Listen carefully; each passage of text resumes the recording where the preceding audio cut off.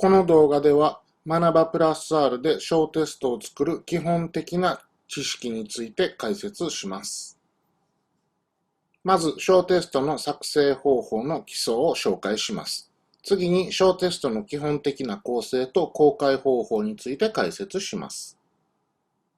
小テストの作成は学ばにログイン後担当しているクラスのコースサイトに入って一番左のタブ小テストを選択することから始まります。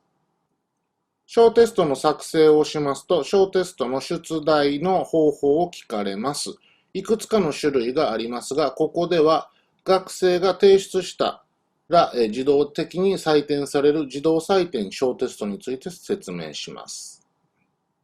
小テストの作成の基本的な構成は2段構えになっています。まず出題。ここで基本情報や問題解説を入力します。小テストのタイトル、説明、制限時間や受付開始日時、受付終了日時といった基本情報を入れ、そして問題を入力します。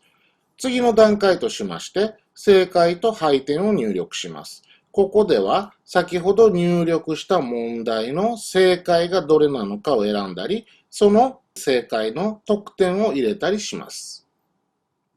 最後に小テストの公開方法を解説します。小テストの公開は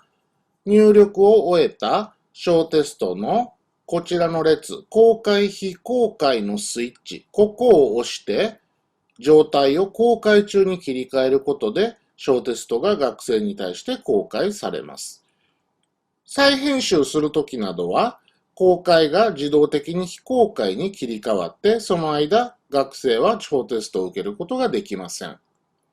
以上が小テストの基本的な機能になります。